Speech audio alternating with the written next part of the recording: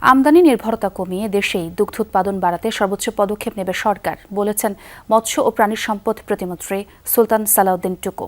বিশ্ব দুগ্ধ দিবস উপলক্ষে কৃষিবিদ ইনস্টিটিউটের আলোচনা অনুষ্ঠানে তিনি এসব কথা বলেন। সমৃদ্ধ বাংলাদেশ গড়ে তোলা বর্তমান সরকারের লক্ষ্য। খামারের ক্ষেত্রে যদি নারীরা উদ্যোগী হন, সেক্ষেত্রে সরকার সার্বিক সহযোগিতা করবে, আশ্বাস দেন প্রতিমন্ত্রী।